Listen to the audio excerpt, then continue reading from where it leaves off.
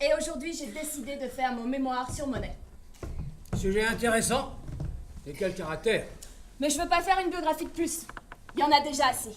Mon idée, c'est de brosser son portrait à travers toutes les lettres qui nous sont parvenues. Les siennes, celles de sa famille, de son entourage. Bien vu. Mais il y a beaucoup de matière. C'est pour ça que je veux que vous soyez mon directeur de mémoire. Oh là là, mademoiselle, comme vous y allez. Je suis vieux, je suis aveugle, je suis un homme fini. Je pense que d'autres répondront mieux que moi à votre attente. Au revoir, mademoiselle. Ne plus voir est une chose terrible. Voir, regarder, voir, c'était toute ma vie. Oui, je comprends. Mais pensez à Monet. Lui aussi, il a eu des gros problèmes de vue à la fin de sa vie. Et il a quand même continué à peindre. Et il a terminé les nymphéas. Quel exemple!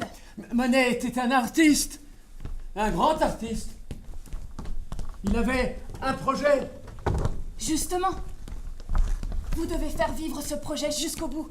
Votre vie d'études, votre savoir, vous devez le transmettre. Passer le relais.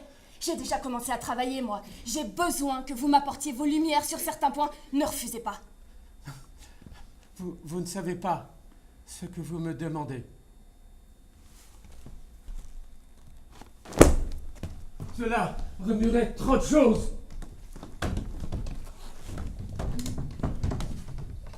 Je vous y aiderai. Devant quel tableau sommes-nous? Je vous laisse deviner. Quelle époque? Première époque impressionniste. Quel genre? Une marine, comme on dit, je crois. Il s'agit tout de même pas d'impression soleil levant. Si. Si, c'est ça.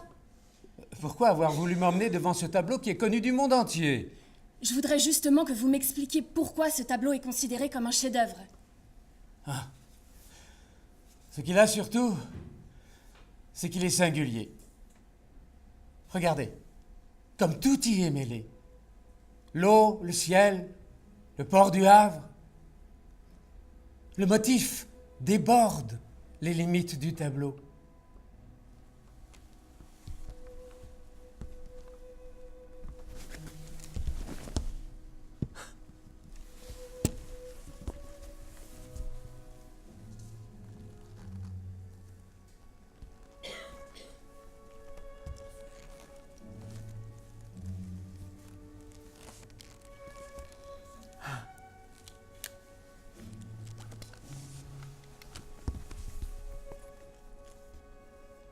Monet pose la peinture sur la toile. C'est comme s'il peignait directement avec les tubes de peinture.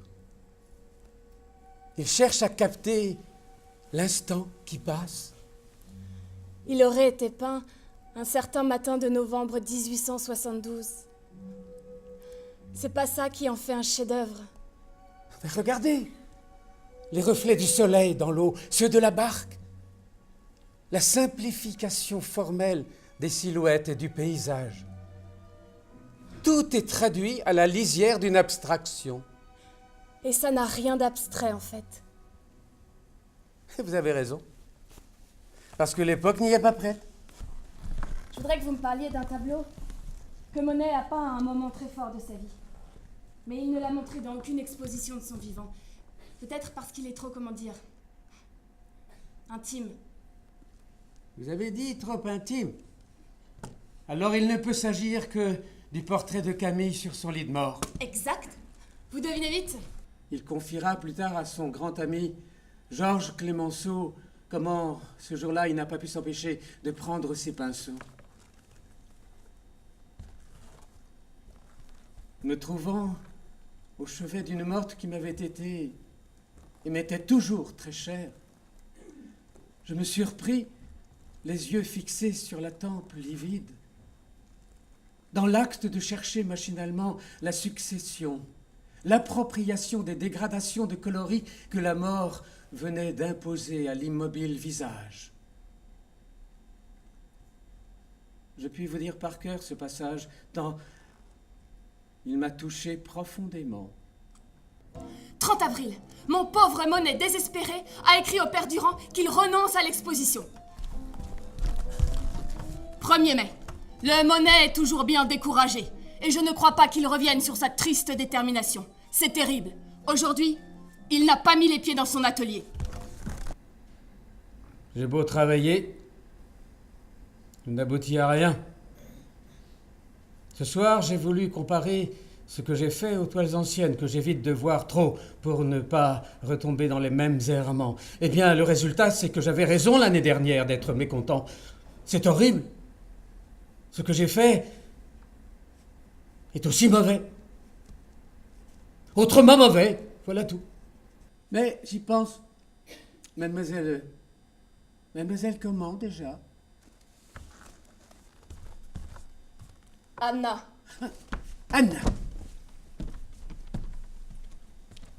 Vous permettez? Je vous en prie.